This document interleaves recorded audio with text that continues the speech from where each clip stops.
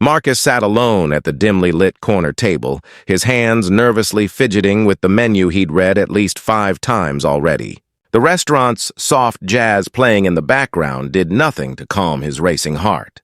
He'd been set up on blind dates before, but something felt different this time. His best friend Sarah had been unusually cryptic about this one, hinting that he needed to keep an open mind and trust the universe. He checked his phone again. 7:15. His date was 15 minutes late. He took a sip of water and exhaled slowly, telling himself to be patient. People get stuck in traffic all the time. But as 7:20 passed, then 7:30, Marcus felt the familiar knot of disappointment tightening in his chest. He watched other couples around him, laughing, holding hands, completely lost in their own worlds. Maybe he wasn't meant for this. Maybe he was destined to always be the third wheel at dinner parties, the friend who watched from the sidelines as everyone else built their lives together. He was about to signal the waiter that he wanted to leave when he noticed something odd. A small shadow fell across his table. Marcus looked up, expecting to see the waiter, but instead, he found himself staring into the enormous brown eyes of a little girl who couldn't have been more than 7 years old. She was wearing a pink dress that had seen better days, and her dark hair was pulled back with a slightly crooked bow. She stood there, barely reaching the height of the table, with her small hands placed deliberately on the edge of the white tablecloth. Marcus's first instinct was confusion. Where had she come from? Where were her parents? But before he could ask any of these questions, the little girl spoke in a small, trembling voice that seemed far too mature for her tiny frame. "My mommy's sorry she's late," she said, her eyes never leaving his. Those 6 words hung in the air between them, and suddenly Marcus's frustration and disappointment began to melt away. There was something about the certainty in this child's voice, the absolute conviction that someone's mommy, was indeed coming, that made him pause. He wasn't angry anymore. He was curious. He was concerned. He was completely unprepared for whatever was about to happen next.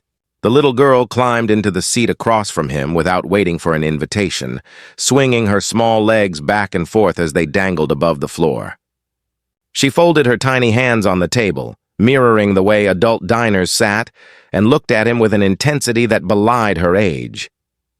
Marcus found himself smiling despite his confusion. "What's your name, sweetheart?" he asked gently. "I'm Emma," she said simply. "And you're Marcus. Mommy showed me your picture on her phone. She said you have kind eyes." Marcus felt something shift inside him in that moment.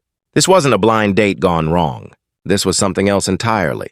He leaned forward, his earlier disappointment completely forgotten, and asked the question that would set the entire evening on its head. "Emma, where is your mommy?" Wait until you see what happened when this man walked into his blind date and found it completely empty.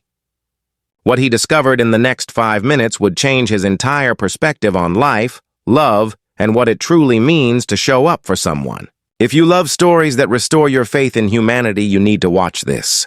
Don't forget to like and subscribe to Kindness Stories to never miss these inspiring moments. Emma's expression grew serious, almost sorrowful as she looked down at her small hands. "Mommy is at the hospital," she said quietly.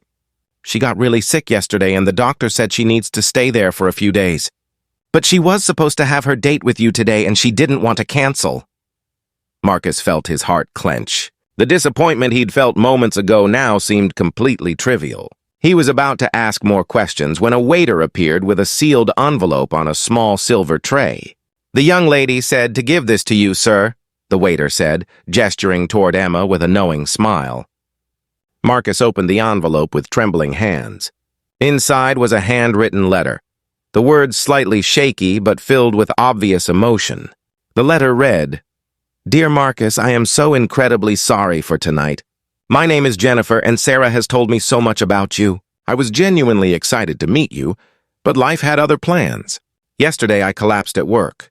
The doctors discovered I have a severe infection that's going to require hospitalization and recovery. I was devastated because I didn't want to be another person who let you down. So instead, I'm sending the most important person in my life, my daughter Emma. She knows the real me, the honest me, the me that shows up even when things are hard. If you can show Emma kindness tonight, if you can listen to her, laugh with her, and maybe even have dinner with her, then I'll know everything Sarah told me about you is true. I'll know you're someone worth taking a chance on. There's no pressure here, Marcus. No expectations. Just a mother who wanted you to meet her daughter because Emma is my greatest accomplishment, my biggest joy, and my truest reflection. If this goes well, maybe when I'm healthy again, we could try this again. But no matter what, thank you for being kind enough to sit across from my baby girl tonight. Sincerely, Jennifer. Marcus sat in stunned silence, the letter trembling slightly in his hands. He looked across the table at Emma, who was watching him carefully, as if she could read his entire emotional journey on his face. Without another word, he reached across the table and gently took her small hand. "Emma," he said, his voice thick with emotion, "I think your mommy is the bravest person I've ever met. And you know what? I would be honored to have dinner with you tonight." Emma's entire face lit up like a sunrise. For the next 2 hours, Marcus experienced something he hadn't expected: genuine, uncomplicated joy. Emma told him stories about her mommy, about how she worked 2 jobs to give Emma a good life, about how she'd been hurt before and was nervous about dating again. But Sarah had convinced her that Marcus was different. She told him about her favorite books, her dreams of becoming a veterinarian, and the way her mommy always tucked her in at night even when she was exhausted. As they ate, Marcus realized something profound was happening. He wasn't falling in love with Jennifer, not yet anyway, but he was falling in love with the kind of person she was. Someone so generous, so trusting, so willing to be vulnerable that she'd sent her most precious possession to determine if a stranger was worth her time. He was falling in love with her courage. 2 weeks later, Jennifer was released from the hospital. 3 months later, Marcus and Jennifer went on their first real date, with Emma safely at her grandmother's house.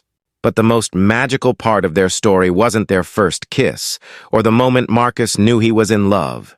It was every day after, watching Jennifer and Emma light up when he walked through the door, becoming not just a partner, but part of their family. Because sometimes the best dates aren't about finding someone perfect. They're about finding someone willing to show up, to be kind, to see the goodness in others. Sometimes the best dates change your life in ways you never expected. And sometimes all you need is a little girl in a pink dress to remind you what really matters. That's the power of kindness, everyone. If this story touched your heart, please like, subscribe, and share it with someone who needs to remember that love, real love, is about showing up for people, even when life gets messy. Thank you for watching Kindness Stories. We'll see you next time.